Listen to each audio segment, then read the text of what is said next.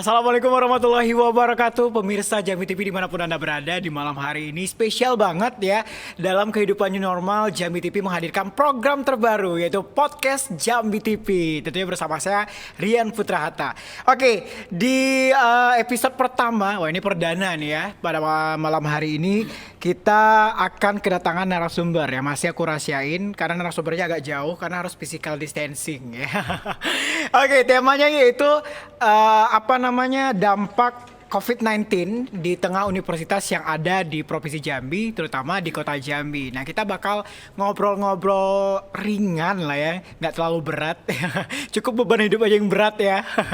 Kita langsung aja ke narasumber kita. Selamat malam Pak, Assalamualaikum warahmatullahi wabarakatuh. Waalaikumsalam, selamat malam. Iya Pak, gimana kabarnya Pak? Kabarnya baik, walaupun Baik ya, di Pak, tengah kondisi yang tidak penuh ketidakpastian ini. Tapi kelihatan dari mukanya, Iya, alhamdulillah baik iya, Pak ya. Harus cerah terus ini. Harus cerah terus. Iya. Apalagi sekarang salah satu universitas yang Bapak pimpin itu sekarang sudah menjadi pusat perhatian banget nih sekarang nih Pak. Nah, penasaran dong pemirsa, apa sih universitasnya? Boleh Pak, sedikit perkenalan dulu Bapak, nama, terus memimpin universitas apa yang ada di Jambi.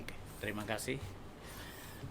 Perkenalkan, kami dari Universitas Muhammadiyah Jambi. Tentunya ini bukan perguruan tinggi yang baru sebenarnya, tapi adalah perguruan tinggi lama. Namun kami berubah bentuk sejak tahun 2019 yang lalu dari Sekolah Tinggi Ilmu Ekonomi menjadi Universitas Muhammadiyah Jambi. Alhamdulillah pada bulan ini kita melakukan ulang tahun atau milad yang pertama Universitas Muhammadiyah Jambi di tengah kondisi COVID sekarang ini. Nah, UM Jambi memang salah satu perguruan tinggi swasta yang ada di Jambi khususnya. Itu letaknya memang sangat strategis sekali. Iya, strategis ya Pak ya. Menjadi salah satu ikonik kota Jambi juga sebenarnya. Iya, benar-benar. Dan memang kita membangun gedung kampus itu, tujuan pertama saya salah satunya harus menjadi salah satu ikon. Oke. Untuk membantu pariwisata di kota Jambi khususnya. Benar sekali. Tapi tahan dulu Pak, tahan dulu tentang kemewahan gedung yang luar biasa yang menjadi pusat perhatian saat ini. Tentunya kalau lewat situ pasti lihat gitu ya Pak. Oke, ini adalah rektornya Pak ya. Rektor langsung dari Universitas Muhammadiyah, itu Bapak Dr. Nurdin SEME, benar Pak? Iya, benar. Panggilnya Pak Nurdin. Iya. Oke, Pak Nurdin ini asli orang Jambi Pak? Saya yang asli orang Jambi karena lahir di Mendalo Darat. Oh, orang Mendalo. Dan sekarang masih tinggal juga di Sungai Duren. Jadi masih. Orang Muara Jambi sih sebenarnya. Orang Jambi lah, Orang Pak, Jambi, asli orang ya. Jambi ya Pak ya. Oke Pak Nurdin, kan seperti yang kita ketahui saat ini yang kita rasakan sudah hampir 4 bulan kita mengalami namanya pandemi COVID-19. Nah, terutama sektor ekonomi dan juga masih banyak sektor-sektor lain yang terdampak, terutama di universitas nih Pak. Nah, salah satunya yaitu Universitas Muhammadiyah. Bagaimana kondisi Universitas Muhammadiyah saat ini di tengah pandemi ini Pak? Ya, salah satunya kita harus adaptasi cepat ya. Iya, harus penyesuaian terhadap kondisi. Penyesuaian apa? Pertama itu adalah masa perkuliahan, masalah proses belajar mengajar. Sekarang masih libur Pak? Tidak libur. Oh, tidak libur. Memang kita kuliah diharuskan sekarang ini kuliah melalui sistem daring yang sebelumnya memang tidak kita bayangkan ini akan terjadi. Walaupun memang daring ini adalah salah satu program pembelajaran jarak jauh yang sudah dilakukan sangat baik oleh UT. Tapi kita kan mendadak aja sekitar kita pandemi kemarin kita harus melakukan perkuliahan daring ini. Dan ini memang membuat adaptasi kita agak harus cepat itu. Kalau tidak, wah susah. Karena memang perkuliahan hingga saat ini pun itu tidak boleh perkuliahan di kelas. Belum boleh ya Pak? Belum boleh. Oke. Tapi kalau sekarang kan sudah masuk era new normal katanya nih Pak ya. Kan kalau kita lihat sih di luar masyarakat kayaknya udah kembali normal Pak. Nah, gimana nih Pak pandangan Bapak tentang new normal ini? Iya.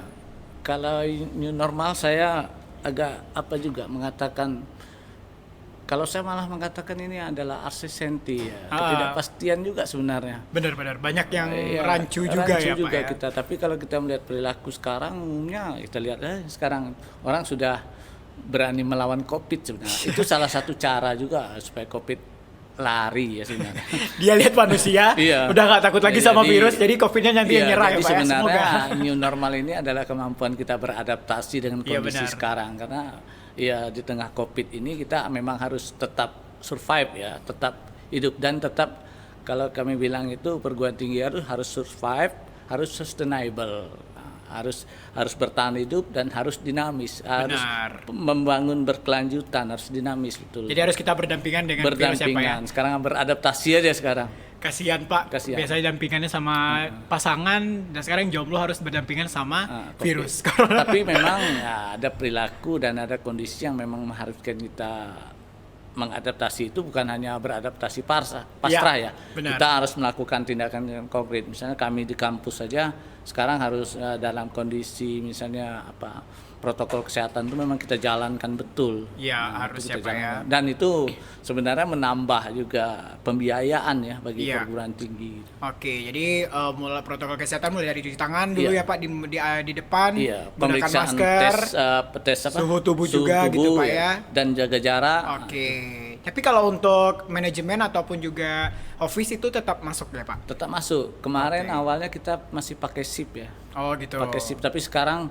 Udah kembali kondisi lagi. sekarang karena sudah new normal kita rubah dengan SIP itu dengan tetap menjaga jarak itu. Oke, aku tuh punya banyak teman Pak yang kuliah di sana. Iya. Kalau ngomong soal Universitas Muhammadiyah, ini ada berapa jurusan Pak yang ada di Universitas Muhammadiyah sendiri? Kita punya 2 fakultas ya, Ah. Fakultas Ekonomi dan Bisnis, lalu satunya Fakultas Saintek ya. Oke. Dengan 5 prodi. 5 prodi itu ekonomi pembangunan, manajemen, sistem informasi, informatika dan kehutanan. Nah, kalau kehutanan yang swasta memang kita satu-satunya di Jambi. Ini yang kehutanan yang baru ya Pak? Yang ya? baru. Oke, jadi Muhammadiyah ini yang pasti fokusnya ke ekonomi juga Ke berarti ekonomi, Pak ya. ya. Oke, Pak, kita kembali ke pokok pembahasan. Nah, sekarang kan sudah punya bangunan baru nih, Iya. ya kan? Yang menjadi pusat perhatian masyarakat Kota Jambi, bahkan masyarakat luar yang datang. Ini tapi sebelum Bapak menjelaskan, ini ada beberapa lantai. Aku ada yang menarik nih, Pak. Iya. Ini desain bangunannya, ini kan ada seperti setengah bunga gitu Pak Iya. ya, bunga matahari. Iya. Dan warna itu warna kuning. Itu boleh diceritakan sedikit nggak Pak? Apa memang benar-benar ada arti atau memang benar-benar itu dari desainnya yang didesain oleh arsiteknya gitu loh Pak? Iya, itu sebenarnya kan melambangkan Muhammadiyah ya. Oke. Sebenarnya itu ada 12 itu. 12 helai ya Pak? 12 apa bentuk 12 ini. Oh 12. 12 matahari Iya ya. benar. Itu menunjukkan tahun kelahiran Muhammadiyah. Oh gitu. Berarti emang lambang dari Memang Muhammadiyah ya lambang, Pak iya. ya? Baik. Kalau lantainya ini berapa lantai Pak? Kita ada 6 lantai. Ada lantai, 6. lantai teratas itu aula. Ya. Oke, lantai atas aula, terus 5 lantai lagi. Ada ruang kelas, ruang labor dan rektorat serta dekanat. Oke, itu kan gedung lama masih berdiri Pak di Masih, belakang. masih. Itu masih dipergunakan? Masih Masih. Iya, Sebagai kelas. kelas ya. Oke. Tahun 2021 malah kita akan mulai mendesain ya Ah, pembangunan di kampus 2. Oke. Pak, kalau boleh tahu nih, setelah gedung baru yang luar biasa, menurut aku sih bener-bener excited lah ya. Iya. Di Kota Jambi sudah ada bangunan-bangunan seperti itu. Nah Pak, itu biasanya kapasitasnya itu bisa menampung berapa banyak Pak mahasiswa? Kalau mahasiswa bisa menampung 600 ya. Kita 600. usahakan itu memang ruang kelas bersama ya. Oke. Begitu juga dengan aula sekitar daya tampungnya sekitar 600. Oh gitu. Aula yang di atas Iya, sekali ya iya. berarti. 600 ya Pak? Ya? 600. Oke. Untuk sekarang mahasiswa udah luar biasa banyak ya Pak ya? Jumlah mahasiswa yang ada sekarang itu sekitar 2.200. Wah, 2.200. Iya. Berarti harus kalau ngumpulin semua nggak bisa ya Pak? Nggak bisa, maka harus kita gantian. buat sistem ruang kelas belajar bersama. Oh, gitu. Gantian aja kita manage sedemikian rupa sehingga pada jam tertentu ini, pada jam tertentu ini. Iya benar. Oke, nah sebelum kita break nih pemirsa, kita ada punya satu pertanyaan lagi tentunya. Ini Pak kasih bocoran dong Pak, berapa nih angka-angkanya nih untuk bangunan semegah itu nih? Boleh Pak? Iya. Kalau kita hitung-hitung ya, Wah, ini kalau kita ngitung nih semennya Iya. berapa gitu. Batunya berapa gitu ya. kalau itu kan bangunan itu sekarang sekitar 95% baru itu. Oh, masih belum, masih proses Ya, finishing lah Pak ya. Halaman belum. Kalau sudah halamannya itu jadi nanti saya yakin orang bukan hanya melihat gedung tapi singgah di situ untuk berfoto-foto ya Pak. berfoto Jadi di destinasi situ. wisata ya Iya, Pak ya. kalau anggaran terakhir ini kita sekitar 15 sampai 20 lah itu. 15 sampai 20 apa Iya, ini Pak? miliar ya.